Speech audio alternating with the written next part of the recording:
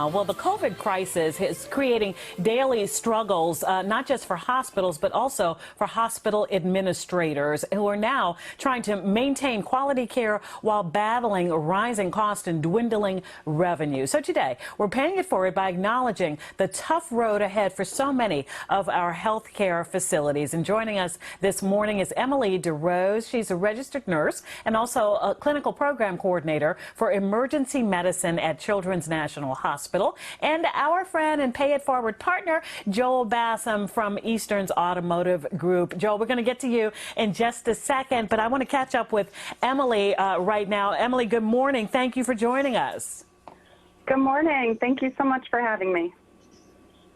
I want to start with just the morale and of the healthcare, the staff, the faculty, and everyone over at Children's National as we are in another week of this pandemic. How are you all doing? Absolutely. We're doing pretty well. We're all adjusting to the challenges that come with the pandemic. We are lucky to have a really amazing team here, so we've really been able to band together.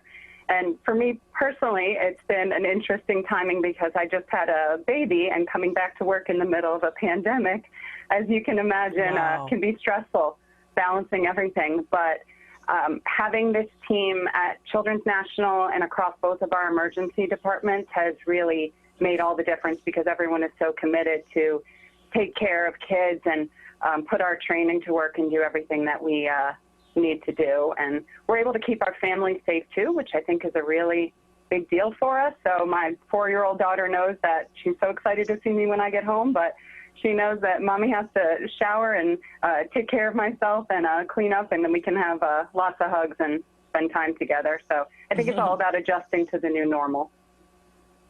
Absolutely. Look, so Children's, just because of the nature of who you service and service so well, is typically the model is 21 or so. You're dealing with children and juvenile medicine, but now you've had to sort of change up the business model to have patients as old as 30. What's going on as far as what's happening economically for this treasure, this national treasure in our backyard? Well, it is. We have a long history in the community, 150 years, and this is the first time that we've increased our ages, that we are accepting patients up to age 30. And I think that's really doing our part to share the load in the community and doing things that are absolutely within our capabilities. So our nursing staff, all of our healthcare providers, and our support staff have really embraced it, and they have the training that they need. They're up to speed, so we know that we can do it safely. So I think it's a really great thing that Children's is doing, because while we do see pediatric patients with COVID, we know that the adult population has been hit harder, so we're trying to do what we can to share some of that.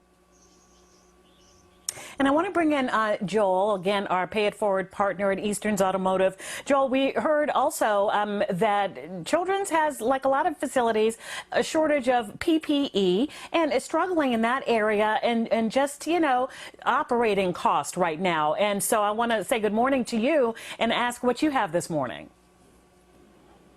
Hey, good morning. And Mr. Rose, I also want to say congratulations on the new addition to your family.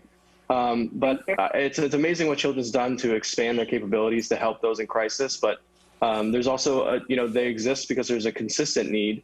And I know that you guys have been struggling for your traditional hospital needs and wanted to donate $2,500 to kind of expand that financial base that you guys have normally generate with elective surgeries, things like that, but also to continue to help you fight this crisis for us.